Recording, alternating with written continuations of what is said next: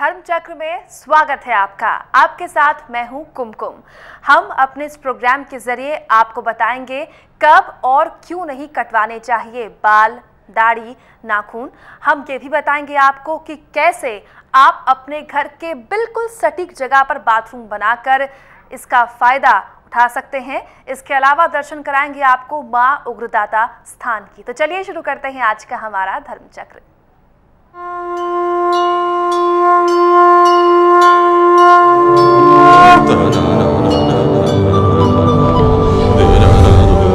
धर्म चक्र।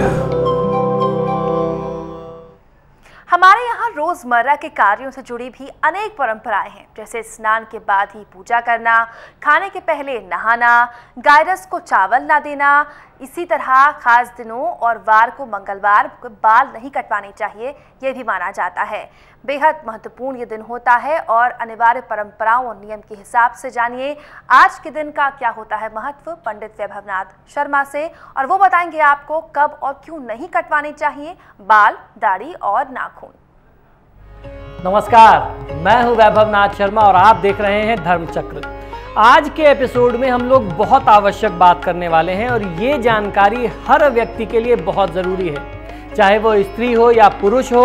यह जानना बहुत आवश्यक है कि किन दिनों में हमें बाल, दाढ़ी कटवाने चाहिए, नाखून कटवाने चाहिए और हमारे धर्मशास्त्रों के अनुसार कौन कौन से ऐसे दिन वर्जित बताए गए हैं जिन दिनों में आपको बाल, दाढ़ी और नाखून नहीं काटने चाहिए।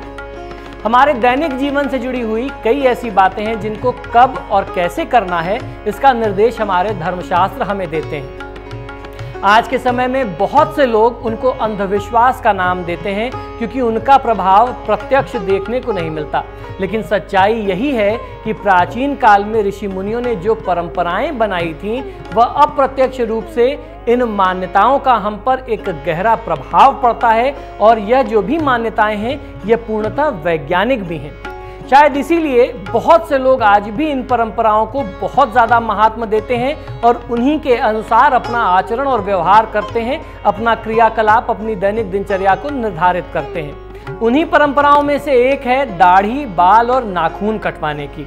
आज भी घर के बड़े और बुजुर्ग द्वारा बताया जाता है कि शनिवार को, मंगलवार को और गुरुवार के दिन, इन 3 दिनों में, सप्ताह के इन खास 3 दिनों में बाल नहीं कटवाने चाहिए।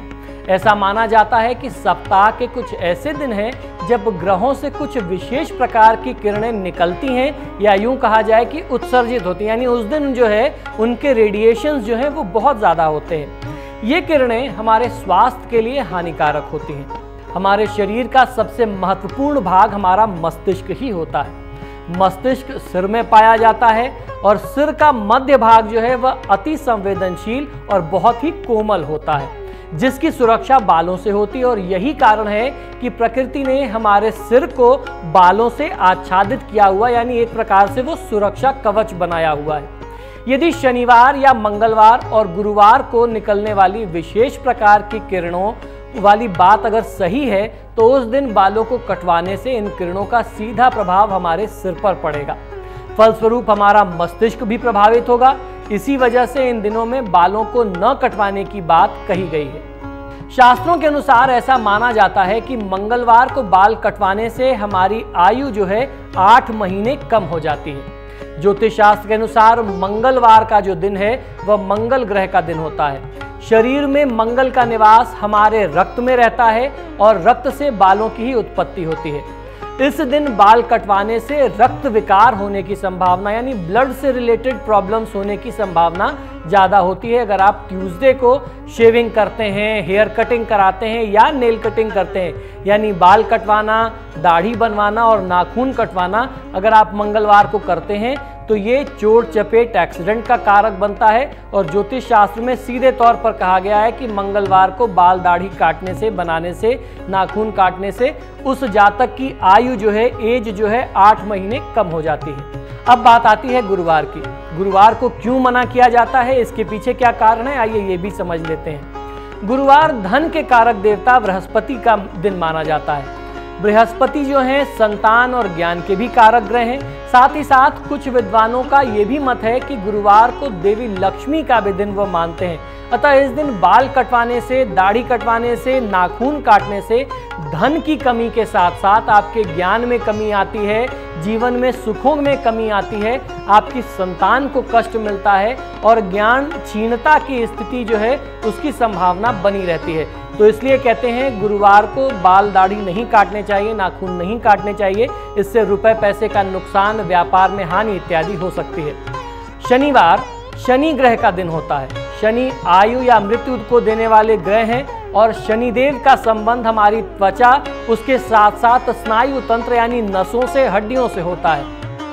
अतः शनिवार को बाल कटवाने से उपरोक्त बातों पर दुष्प्रभाव पड़ सकता है। आपको न्यूरो रिलेटेड प्रॉब्लम हो सकती है, यानी स्नायु तंत्र से, नसों से रिलेटेड प्रॉब्लम हो सकती है, स्किन एलर्जीज हो सकती हैं और कोई ऐसी गंभीर दुर्घटना हो जाए, कोई ऐसा एक्सीडेंट हो जाए जिसमें ज़्यादा चोट चपेट आ जाए, हड्डी टूट जाए, ऐसे लक्षण बन सकते हैं। तो इसलिए शनिवार के दिन बाल कटवाने से आयु में 7 माह की कमी हो जाने की बात भी कही गई है। शायद इनसे बचने के लिए ही शनिवार, मंगलवार और गुरुवार के दिन बाल, नाखून इत्यादि न कटवाने की एक प्रथा जो है पुराने समय से चली आ रही है, जिसे लोग बहुत ज़्यादा मानते हैं। ये आम जनजीवन में बहुत ज़्यादा घुली मुली परंपरा है। तो अगर आप इस बात को नहीं मानते थे या किसी कारणवश आपको इस बात की जानकारी नहीं थी, तो इस बात का आपको ध्यान रखना चाहिए। अगर आप इस बात का ध्यान रखेंगे तो निश्चित ही आपको फायदा मिलेगा। ठीक इसी प्रकार से बहुत सारे लोग अक्सर ये प्रश्न करते हैं कि कपड़े किस दिन धोने चाहिए, घर में साफ सफाई से जुड़ी हुई शास्त्रीय मान्यता, हमारे धर्मशास्त्र क्या कहते हैं, ये भी बहुत आवश्यक है।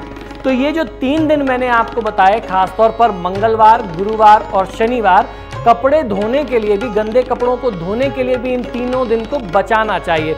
ऐसा मानते हैं अगर इन तीनों दिन में आप कपड़े धोते हैं तो घर की लक्ष्मी बाहर जाती है।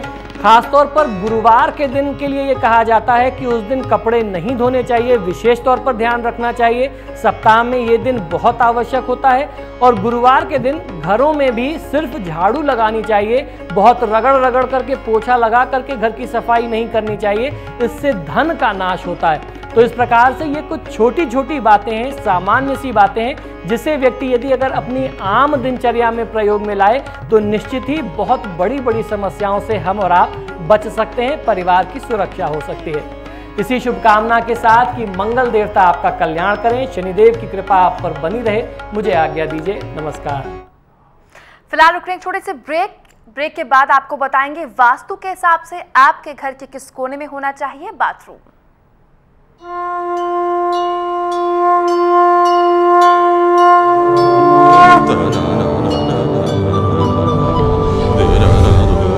धर्म चक्र।